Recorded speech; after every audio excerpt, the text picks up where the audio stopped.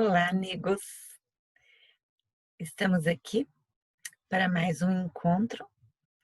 Seja bem-vindo para comigo refletir um pouco sobre ética e política, conhecendo as diferentes teorias éticas que foram sendo formuladas ao longo da história do pensamento ocidental. No nosso encontro passado, nós falamos um pouco da realidade, né, do mundo na era medieval e conhecemos mais especificamente o pensamento de Agostinho de Hipona, conhecido também como Santo Agostinho. E vimos um pouco ele nos esclarecendo um pouco mais sobre esse assunto tão fascinante, tão, às vezes, até obscuro, que é a questão do mal. O que é o mal e de onde vem o mal? Nós vamos agora dar um salto histórico muito grande e vamos passar direto para a modernidade. Começa lá pelo século XV. Se ao longo da Idade Média passavam-se muitos séculos acontecendo poucas coisas, poucas mudanças, poucas transformações na realidade econômica, política, social, nós vemos que depois do século XV, os acontecimentos eles vão se suceder de forma vertiginosa. São muitas as transformações. Vamos conhecer um pouco do pensamento ético que se formulou durante esse período.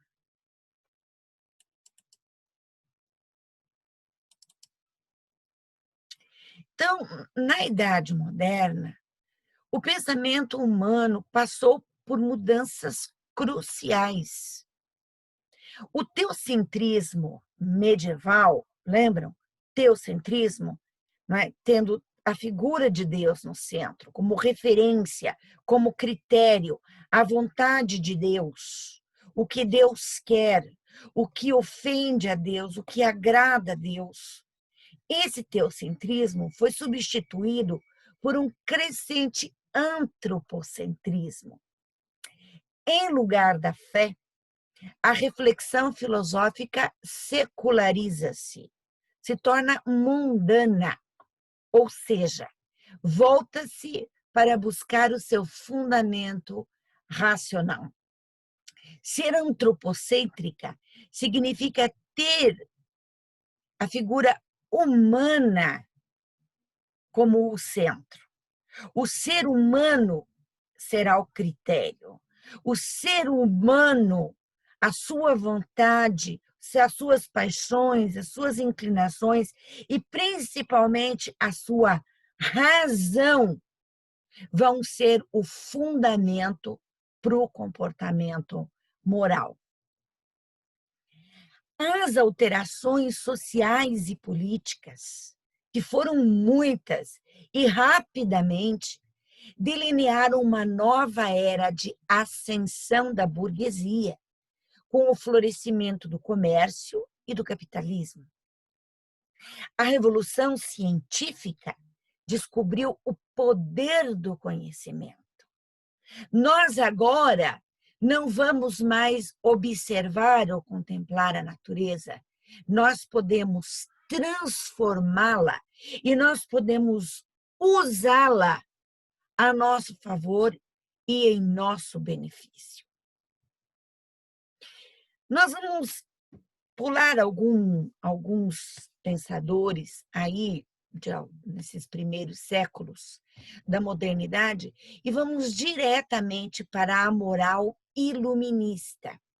Talvez você lembre do iluminismo que você estudou lá nas suas aulas de história, né? Como esse movimento do século XVIII, não é?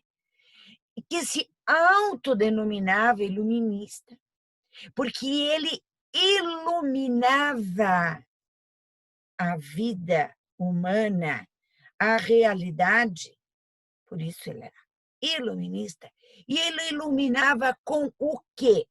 Ele iluminava com a razão. Por isso, o iluminismo se caracteriza pela confiança na razão. Através da razão, nós poderemos encontrar a resposta para os questionamentos que nós fizemos. E pela razão, nós vamos guiar o nosso comportamento.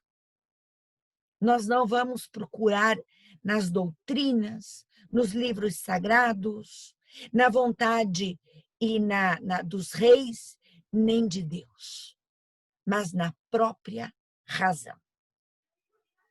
O século das luzes, como ele é chamado, exaltava justamente a capacidade humana de conhecer e agir pela luz da razão. Critica a religião, que submete o indivíduo à heteronomia, que o subjuga a preconceitos e o conduz ao fanatismo. Esse pensamento rejeita toda tutela baseada no princípio de autoridade. Em contraposição, defende o ideal de tolerância e de autonomia do ser humano, orientado pela luz da razão. Mas espera, nós falamos aqui de heteronomia. O que se opõe à heteronomia é a autonomia. O que quer dizer heteronomia? Hétero quer dizer diferente, nomos quer dizer regra, norma.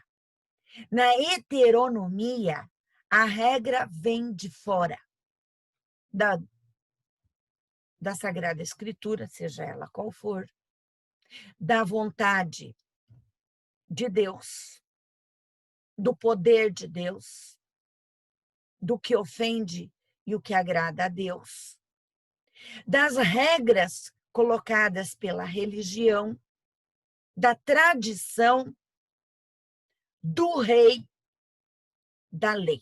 Sempre vem de fora, de algo que está fora do sujeito. E o que é autonomia? Autós quer dizer si mesmo, nomos, regra, norma. Então, a regra vem de si mesmo. Então, para Kant, a humanidade chegou à sua maioridade. No século XVIII, a humanidade chegou à sua maioridade. Então, as regras morais não devem vir mais de fora, ser heterônoma. Mas o ser humano deve ser autônomo. A regra deve vir de si mesmo. Do tipo, laissez-faire, eu quero, eu faço. Não, não. A regra vem de si mesmo, mas vem da razão. Vamos entender isso um pouquinho melhor. Bom, já dizíamos que na Idade Moderna, a ética é antropocêntrica. E a ética mais expressiva da época moderna é a de Kant, que é conhecida como a ética do dever. Qual é o fundamento dessa ética do dever? A razão humana. A razão deve ser a legisladora e capaz de elaborar normas universais. Portanto, as normas morais têm origem onde? Na razão. Não fora, na razão. Mas como é que é na razão e são normas universais? Porque a razão, ela é universal. A razão para Kant nos faz iguais. Nós todos temos os mesmos conceitos racionais. Nós temos as mesmas categorias racionais, todos os seres humanos. Se nós elaborarmos regras ou normas morais que sejam racionais, que tenham origem na razão, elas terão um caráter universal. Vamos entender isso um pouco melhor. Vamos começar aqui com a questão da vontade. A vontade, para Kant, é a razão prática. É a razão usada na prática. Ela é um instrumento para compreender o mundo dos costumes e orientar o indivíduo na sua ação. Por isso ele dizia: a boa vontade é condição indispensável para sermos dignos de felicidade. Para entendermos a questão da vontade, Kant faz uma pergunta: quando um ato tem valor moral? Quando ele cumpre a lei? Quando ele cumpre a norma? Quando ele cumpre a vontade de Deus? Quando ele segue a tradição religiosa ou os costumes? Não. Um ato tem valor moral quando é movido pela boa vontade. Ou seja, quando que é movido pela boa vontade? Quando ele é movido sem buscar uma recompensa ou evitar o castigo, unicamente pelo dever. Ou seja, eu não vou fazer algo porque assim eu vou alcançar a vida eterna. É uma recompensa. Ou eu vou evitar o castigo, o inferno. Ou eu vou evitar a multa, ou eu vou evitar a prisão. Quando é feito assim, muito bom, é um ato muito bom, bem feito tudo, mas ele não tem valor moral. Vou dar um exemplo. Eu resolvo fazer uma campanha para arrecadar brinquedo para as crianças do orfanato ou do abrigo, né?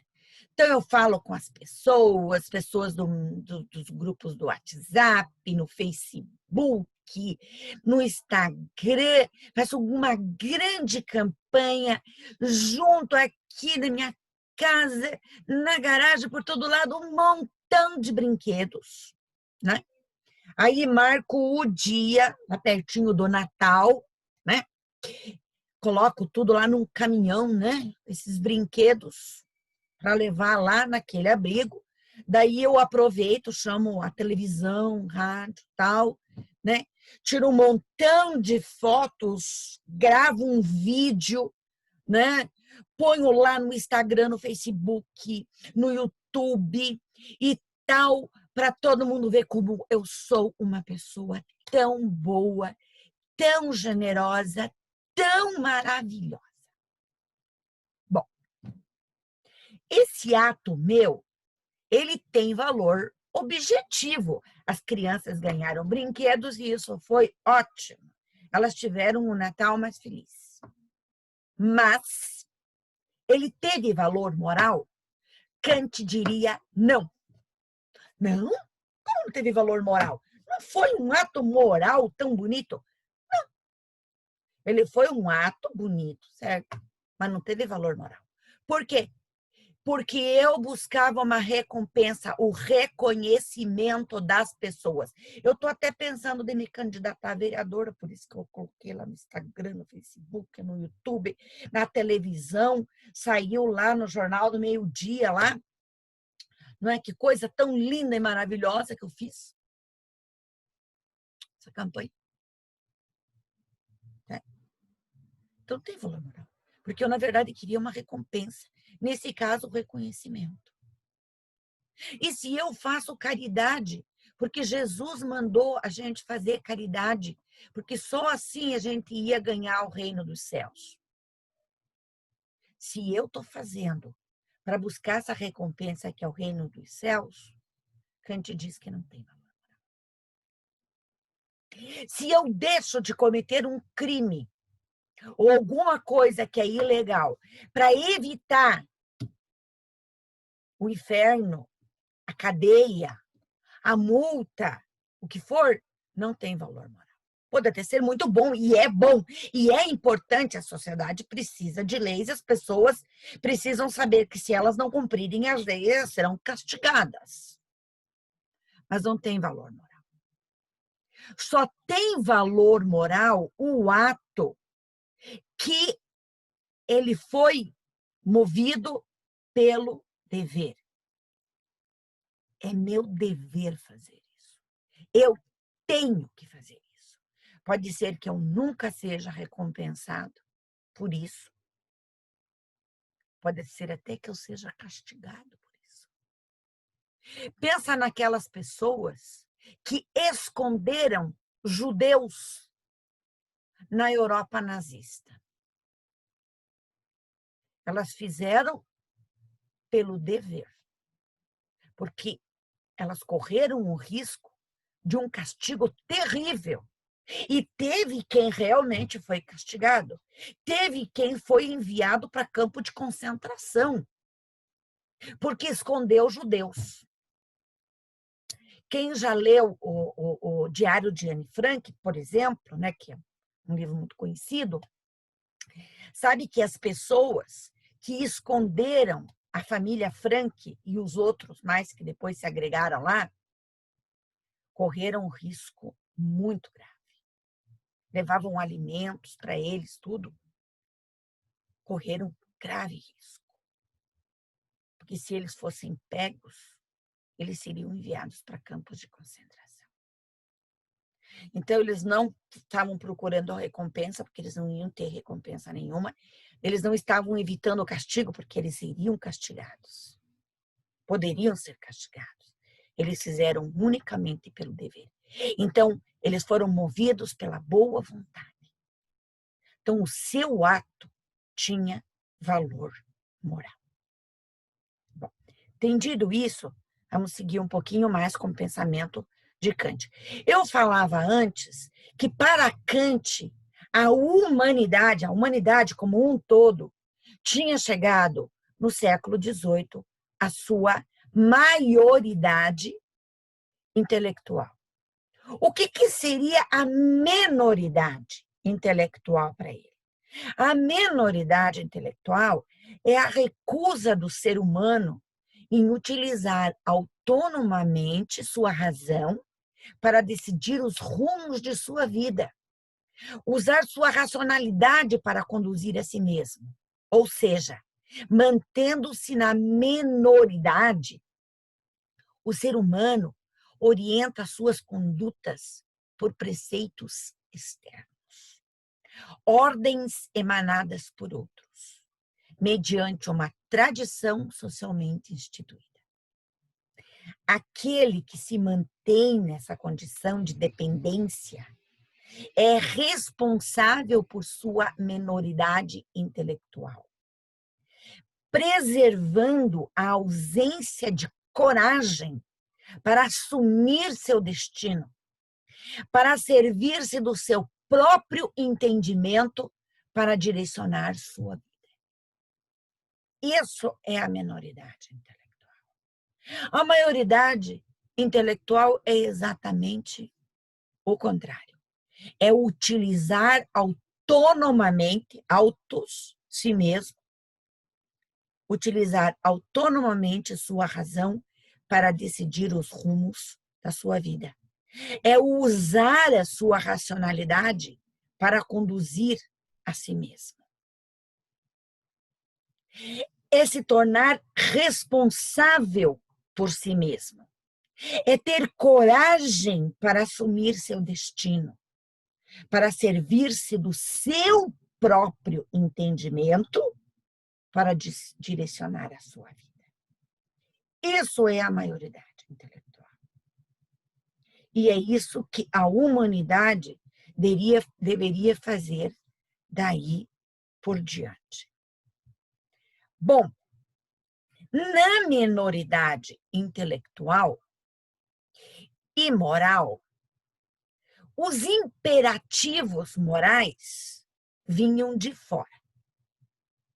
Mas agora trata-se de buscar imperativos racionais. Então, analisando os princípios da consciência moral, Kant usa esse conceito do imperativo. Mas vamos entender o que é imperativo. Segundo o tempo verbal, o que é o imperativo? É uma ordem. Faça. Retire-se. Coloque. Né? Esse é o tempo verbal. Na linguagem comum, o imperativo é o que se impõe como um dever. Por exemplo, respeitar as pessoas é um imperativo para mim. Tá? Se impõe como um dever. E pode ser um mandamento da razão que serve para orientar a ação e se exprime pelo verbo dever. Bom, ele distingue dois tipos de imperativo. O hipotético, que é aquele que ordena uma ação, como meio de alcançar qualquer outra coisa que se queira. Por exemplo, se você estudar, vai progredir. Então, uma ação é meio para conseguir a outra. Estudar é um meio para progredir. Mas existe um imperativo categórico, que é aquele que visa a uma ação como necessária por si mesma. Ou seja, a ação é boa em si e não por ter como objetivo outra coisa. Portanto, é assim chamado por ser incondicionado, não há uma condição para outra. Ele é absoluto, voltado para a realização da ação, tendo em vista o dever. Por exemplo, estude. Estude. Não para isso, para alcançar aquilo, para... Não, estude. Estudar é bom em si mesmo.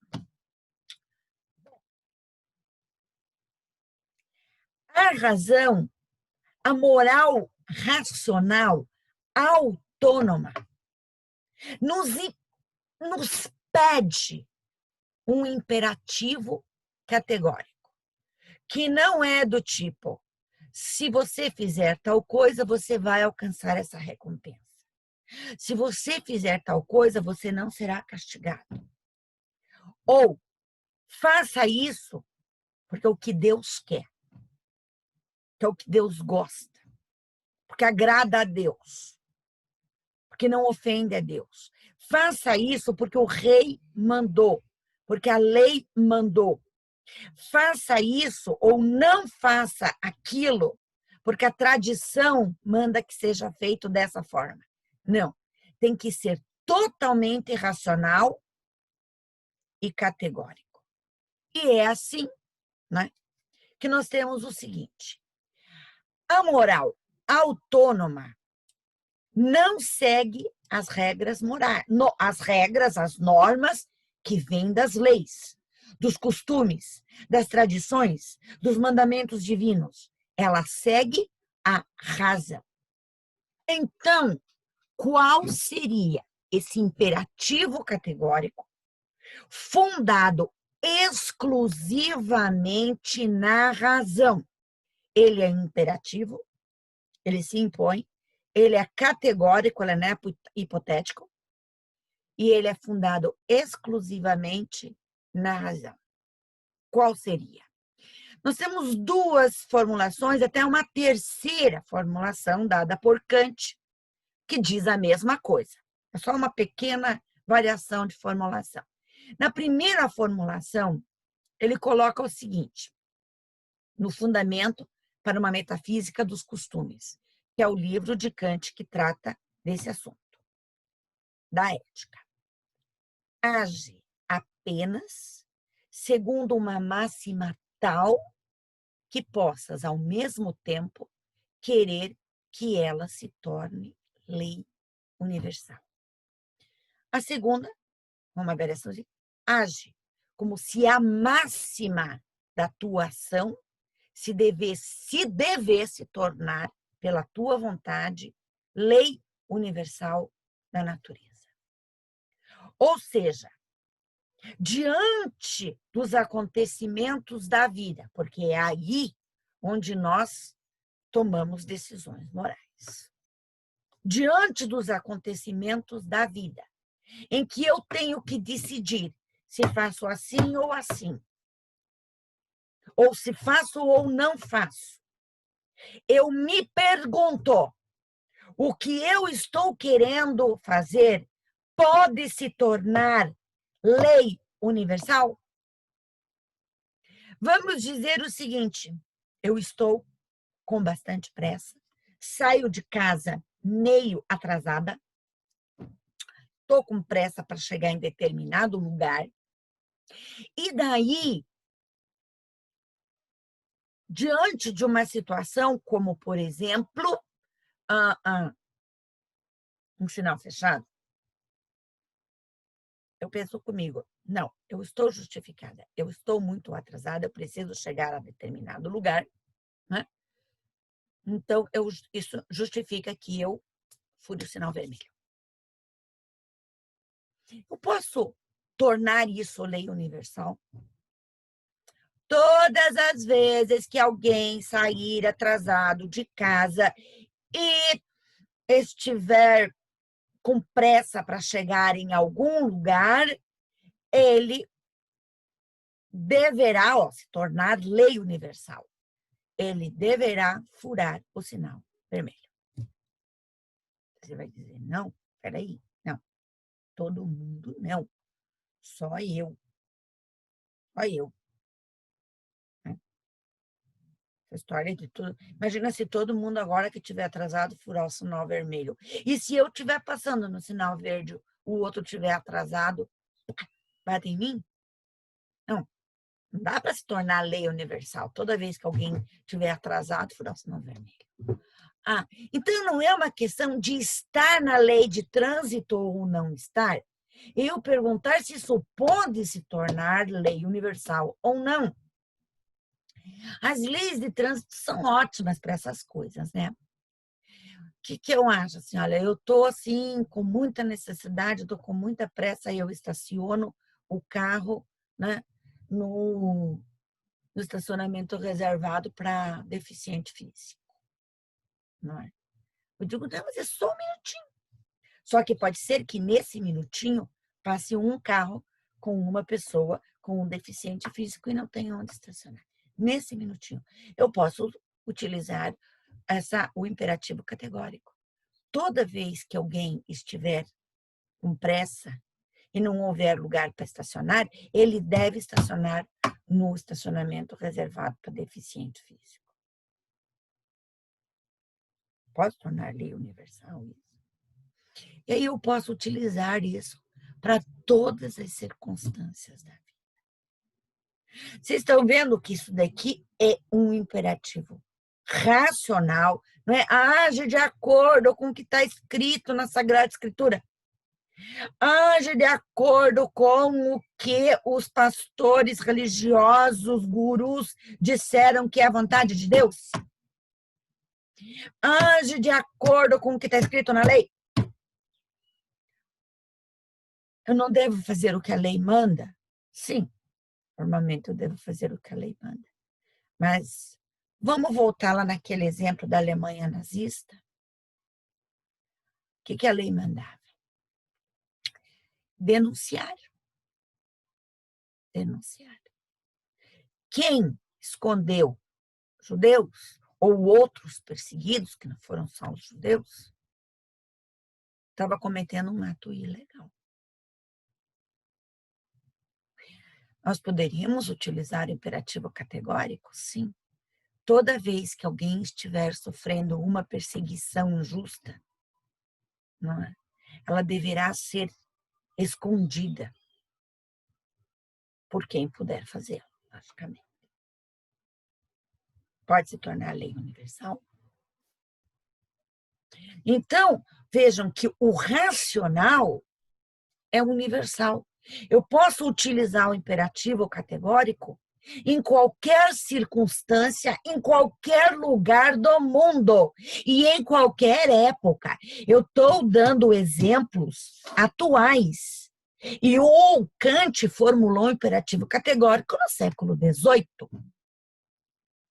Então, vale para qualquer época, e para qualquer lugar, e para qualquer cultura, para qualquer nação, para qualquer tipo de situação que se viva.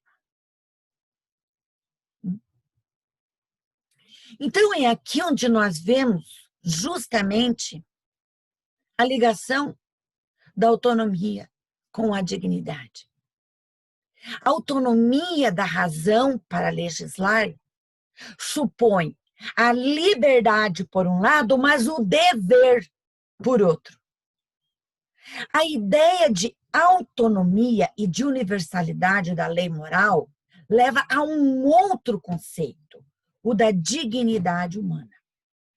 E, portanto, do ser humano como fim e nunca como meio para o que quer que seja. Para tanto, Kant distingue as coisas que têm preço e as que têm dignidade. As que têm preço podem ser trocadas por um valor equivalente, mas as que têm dignidade valem por si mesmas, estão acima de qualquer preço. É impossível colocar preço nelas. E é aí que ele formula um outro imperativo que é relativo à dignidade e ao valor da pessoa humana, que é esse aqui.